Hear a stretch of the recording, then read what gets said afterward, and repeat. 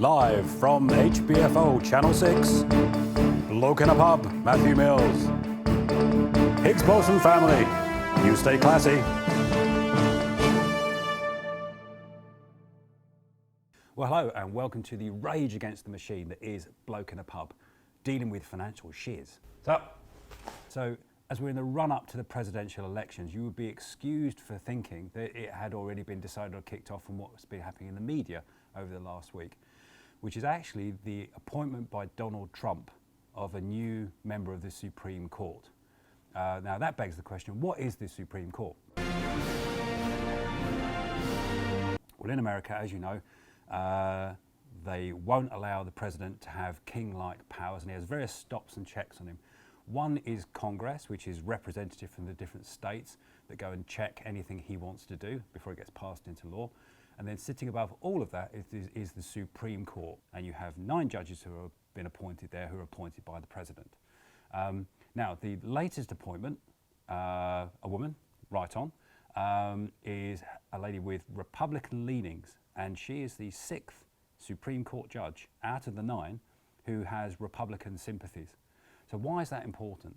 Well, basically, if a Republican president wants to pass a law, he has to get Congress to do it, and if that's dominated by the Democrats, who are the other party, it's quite hard to do that. But even if it's a Republican-dominated Congress who approve all of his laws, then if you have a Supreme Court that decides that it has Democratic leanings, for example, and it decides that these aren't appropriate laws, they can block it. Whereas if you're a Republican president and you appoint lots of Republican judges, you've got a much better chance of getting your own way. Now, why is that important? Well, because there have already been assertions of potential gerrymandering in the results of the presidential election, which could then be a presage to Donald Trump post-election claiming that there's been falsification, fake news, fake tan, who knows. And then he superglues himself to the desk in the Oval Office and refuses to leave. And then takes it all the way to the Supreme Court to challenge the Biden election victory.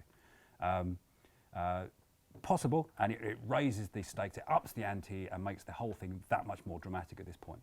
So why, as investors, would you be interested in that? Well, Donald Trump is good for economies, low taxes, but he's not necessarily good for people and environments.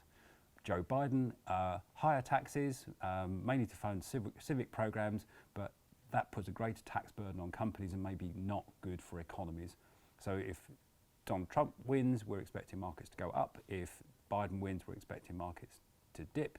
And if there's a moment where they have the big dookaroo in the Oval Office and Trump just won't go, then you've got a potential period of great uncertainty and constitutional upheaval. But beyond that, we'll just have to wait and see. And we'll know more on the 3rd of November. We'll see you then.